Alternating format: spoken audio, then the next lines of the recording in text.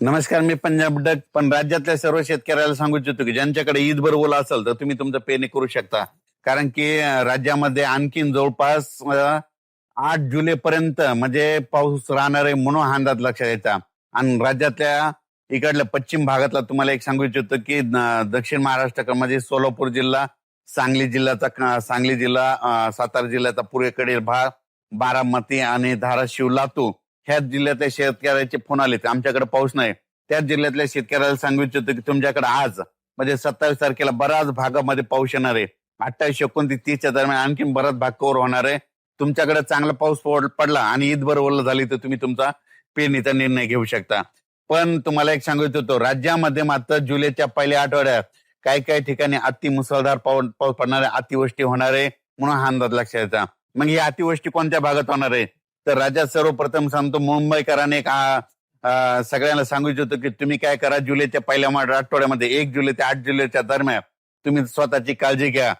कारण की मुंबई, नाशिक, पुणे, त्याच्यानंतर अकोले, संगमनेर ह्या पट्ट्यामध्ये काय होणार आहे, म्हणजे जवळपास 1 जुलै ते 8 जुलैच्या दरम्यान काही काही भागामध्ये अतिवृष्टी होणार आहे म्हणून हा अंदाज लक्षात यायचा.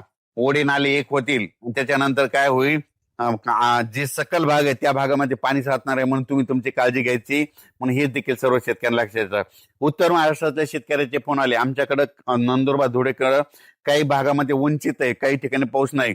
उत्तर महाराष्ट्रातल्या शेतकऱ्याला सांगू इच्छितो, नाशिक भागाचे ते उत्तर महाराष्ट्राकडे गेलेला त्या पट्ट्यातल्या शेतकऱ्याला सांगतो, काही ज्या भागामध्ये पाऊस नाही आला तुमच्याकडे मात्र 1 जुलै ते 8 जुलैच्या दरम्यान उत्तर महाराष्ट्रामध्ये नंदुरबार जिल्हा झालं, धुळे जिल्हा झालं, नाशिक जिल्हा झालं, मालेगाव ह्या पट्ट्यामध्ये चांगला जोराचा पाऊस पडणार आहे. इतका पाऊस पडेल की पहिल्या पावसामध्ये तुम्हाला त्या 8 दिवसाच्या तुमचे जे छोटे छोटे पाझर तयार आले पाण्याचे पिण्याचे पाणीचे तलाव आहेत ते मात्र त्या ह्याच्या सगळे ओव्हरफुल होऊन जातील म्हणून उत्तर महाराष्ट्रातल्या शेतकऱ्यांनी हा अंदाज लक्षात यायचा.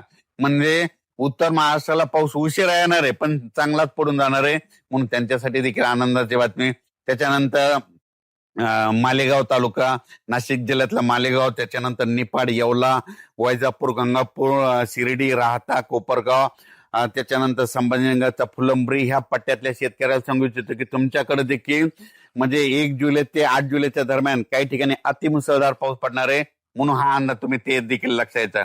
त्याच्यानंतर आपण मराठवाड्यात बघू. मराठवाड्यात देखील काल देखील आमच्या भागामध्ये परभणी जिल्ह्यामध्ये खूप ठिकाणी पाऊस झाला, रात्री देखील झाला, आमच्या गावात देखील झाला.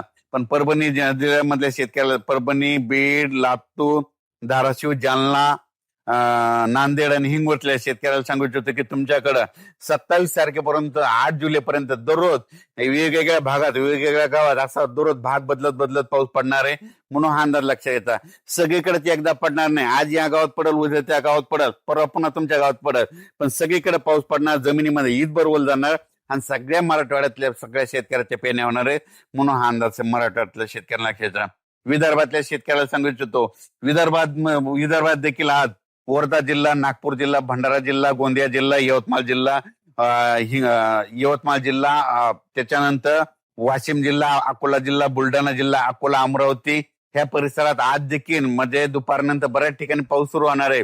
पण 27 तारखेपर्यंत ते 8 जुलैपर्यंत सगळीकडे दररोज वेगवेगळ्या भागात वेगवेगळ्या गावात पाऊस पडणार आहे. जे गाव वंचित राहिले त्या ठिकाणी देखील पाऊस पडणार आहे म्हणून हा अंदाज लक्षात घ्यायचा. तुमच्या विदर्भातल्या ज्या शेतकऱ्याची तर ईदवर ओल गेली असेल तर तुम्ही तुमच्या पेरणी करू शकता, पेरणीचा निर्णय घेऊ शकता म्हणून हे लक्षात येतं.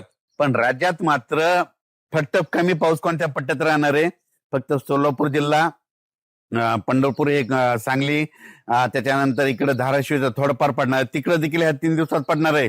पण जसा इकडे पाऊस पडायला समजा विदर्भ, मराठवाडा, उत्तर महाराष्ट्राकडे तितका पाऊस तिकडे पडणार नाही म्हणून हे त्यांनी लक्षात घ्यायचं.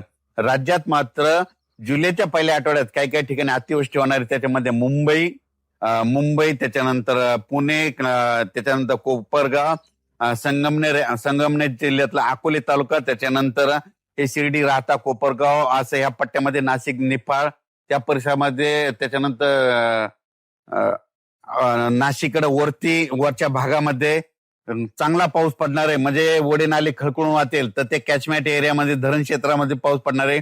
जे छोटे छोटे तळे त्याच्यात देखील पाणी येणार आहे म्हणून हा अंदाज सर्व शेतकऱ्यांना लक्षात येतात. म्हणजे राज्यात सांगायचं झालं तर आज 27 पासून ते जवळपास 8 जुलैपर्यंत दररोज वेगवेगळ्या भागात पाऊस पडणार आहे. सगळीकडे एकदा पडणार नाही, भाग बदलत पडणार आहे. जिथं वंचित राहिले त्यांना देखील पाऊस पडून जाणार आहे, म्हणून हा अंदाज लक्षात घेता. आणि ज्यांच्याकडे ईदभर ओल झाली तर तुम्ही तुमचं पेरणी करू शकता. अचानक वातावरण बदललं तर उद्या एक लगेच मेसेज दिला जाईल. धन्यवाद.